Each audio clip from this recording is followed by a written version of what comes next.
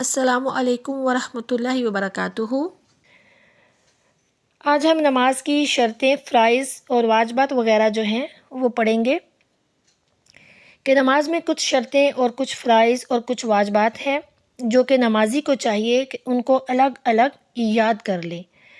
نماز کی شرائط 6 ہیں۔ نمبر 1، طہارت، یعنی نمازی کا بدن اور کپڑے پاک صاف ہوں۔ نمبر 2، نماز کی جگہ پاک صاف ہو۔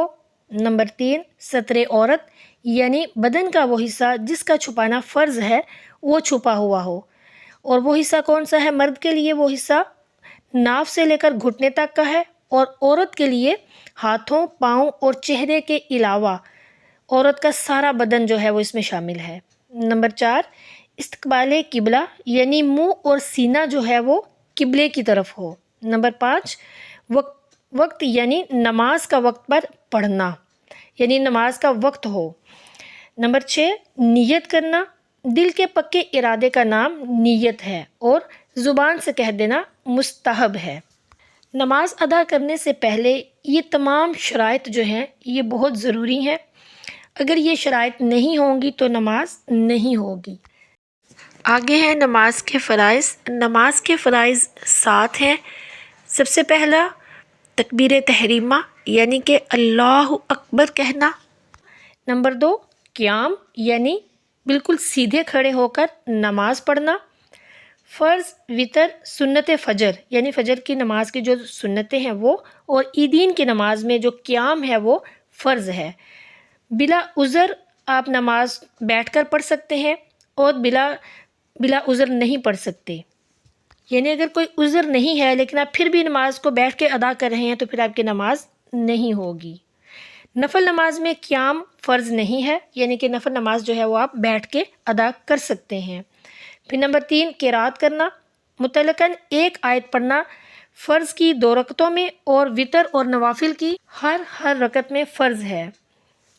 نمبر 4، رکوع کرنا۔ نمبر 5، سجدہ کرنا۔ نمبر 6، قعدہ اخیرہ، نماز پوری کر کے آخری اتحیات میں بیٹھنا۔ اور نمبر 7، دونوں طرف سلام پھیرنا۔ یہ جو نماز کے فرائض ہیں ان سب میں سے اگر ایک بھی فرض رہ جائے تو نماز نہیں ہوگی۔ آگے ہیں نماز کے واجبات۔ فرض کی پہلی 2 رکعتوں میں اور باقی نمازوں کی ہر رکعت میں ایک مرتبہ پوری الحمد پڑھنا، یعنی سورہ فاتحہ۔ اس کے بعد فرض نماز کی پہلی 2 رکعتوں میں اور وتر اور سنت اور نفل کی ہر رکعت میں چھوٹی سورہ یا 3 چھوٹی آیتیں یا وہ ایک آیت جو 3 چھوٹی آیتوں کے برابر ہو پڑھنا۔ قوما یعنی رکوع کے بعد سیدھا کھڑا ہونا۔ جلسہ یعنی دونوں سجدوں کے درمیان سیدھا بیٹھنا۔ قعدہ اولی یعنی 3 یا 4 رکعت والی نماز میں 2 رکعتوں کے بعد بیٹھنا۔ دونوں قعدوں میں تشہد پڑھنا۔ قعدہ اولی میں تشہد پر کچھ نہ پڑھنا۔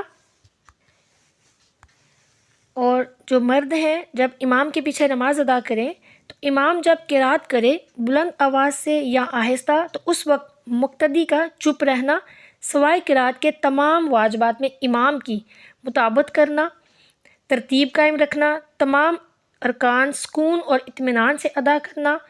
امام کو فجر، مغرب، عشاء، جمعہ، عیدین، تراویح اور رمضان کے وتروں میں آواز سے قرات کرنا، ظہر اور عصر میں آہستہ قرات کرنا، عیدین کی نماز میں 6 تکبیریں زائد کہنا۔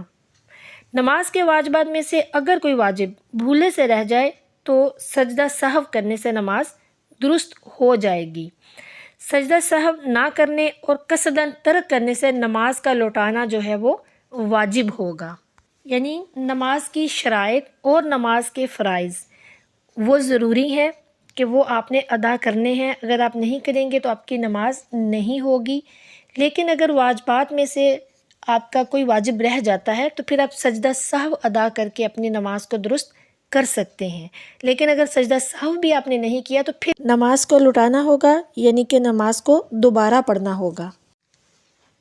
آگے ہیں نماز کے مستحبات۔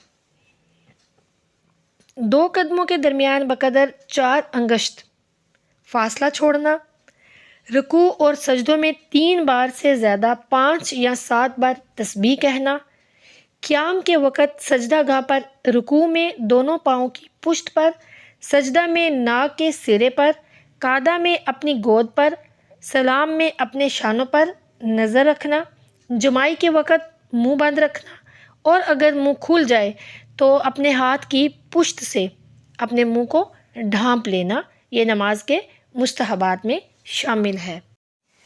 آگے ہے مفسدات نماز۔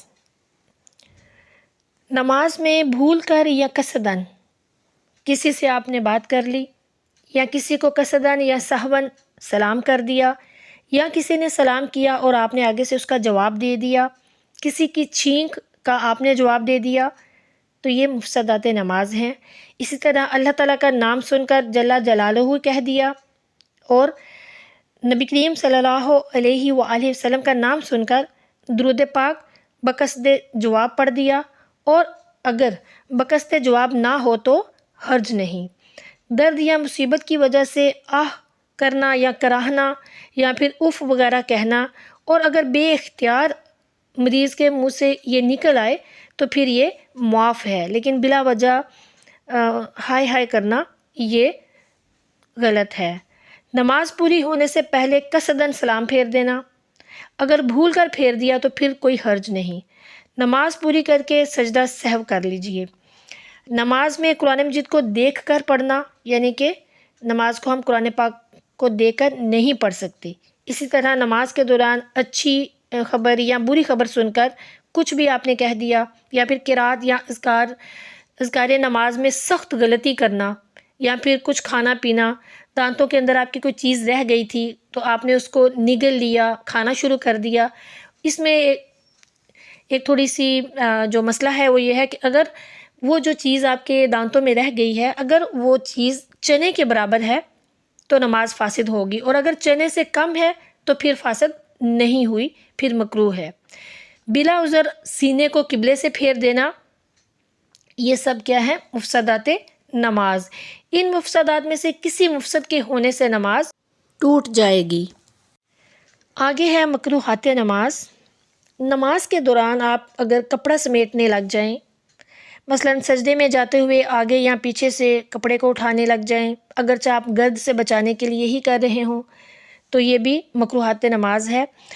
کپڑا لٹکانا، مثلا سر یا مونڈے پر اس طرح ڈالنا کہ دونوں کنارے لٹکتے ہوئے ہوں۔ پھر اسی طرح شدت کا پخانہ یا پیشاب معلوم ہوتے وقت یا غلبہ ریاح کے وقت نماز آپ پڑھتے رہیں، یعنی یہ آپ کو غلبہ آ رہا ہے لیکن آپ پھر بھی نماز پڑھے جا رہے ہیں، تو یہ بھی غلط ہے۔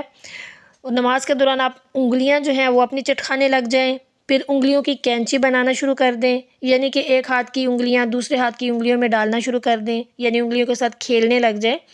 ادھر ادھر منہ پھیر کر دیکھنا شروع کر دیں۔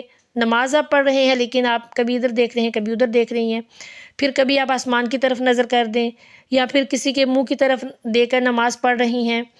یہ سب کیا ہے؟ مکروہات نماز۔ جس کپڑے پر جاندار کی تصویر ہو اسے پہن کر نماز نہیں پڑھی جا سکتی۔ نمازی کے آگے یا داہنے یا بائیں یا سر پر تصویر لگی ہو تو بھی یہ مکروہ ہے۔ الٹا قرآن پاک پڑھنا، یا پھر آپ کے سامنے جہاں آپ نماز پڑھ رہے ہوں تو وہاں قبر ہو تو قبر کے سامنے بھی نماز نہیں پڑھی جا سکتی۔ اس طرح کے درمیان میں کوئی چیز حائل نہ ہو، یعنی بالکل قبر کے سامنے نماز ادا نہیں کی جا سکتی۔ ہاں اگر اس کے درمیان میں کوئی چیز حائل ہو تو پھر پڑھی جا سکتی ہے، اگر بقدر سترہ کوئی چیز حائل ہو تو مکروہ نہیں، اور اگر قبر دائیں یا بائیں طرف ہے تو پھر کچھ کراہت نہیں۔ ان مکروہات میں سے کسی مکروہ کے ہونے سے نماز جو ہے وہ ناقص ہو جاتی ہے، اس لیے ان تمام باتوں سے اجتناب بہت ضروری ہے۔ جب بھی نماز پڑھیں تو ان چیزوں کا خیال رکھیں کہ یہ آپ کی توجہ ساری کی ساری نماز کی طرف ہونی چاہیے، نہ کہ آپ ان چیزوں کی طرف دھیان دیں۔ مکمل خشوع اور خضوع کے ساتھ نماز ادا کرنے کی کوشش کیجیے۔ اللہ تعالیٰ ہمیں خشوع و خضوع کے ساتھ، مکمل توجہ کے ساتھ، یکسوئی کے ساتھ نماز ادا کرنے کی توفیق عطا فرمائے۔ آگے ہے کہ کون سی ایسی حالتیں ہیں، کون سی ایسے عذر ہیں کہ ہم نماز اس دوران توڑ سکتے ہیں۔ تو وہ یہ ہے کہ فرض کیجئے کہ آپ کو اپنی جان کا اندیشہ ہو، سانپ وغیرہ آ جائے تو آپ کو اندیشہ ہو کہ وہ آپ کو کاٹ جائے گا، یا کوئی آپ کا جانور جو ہے وہ بھاگ جائے کہ اس کے پکڑنے کے لیے، تو آپ نماز توڑ سکتے ہیں. یعنی کہ نقصان کا خوف ہو آپ کو تو بھی آپ نماز توڑ سکتی ہیں. مثلاً دودھ وغیرہ ابل جائے گا، یا کوئی سبزی وغیرہ سالن وغیرہ بنایا جا رہا ہے اور وہ جل رہا ہو، تو اس کے لیے بھی پھر آپ نماز توڑ سکتی ہیں.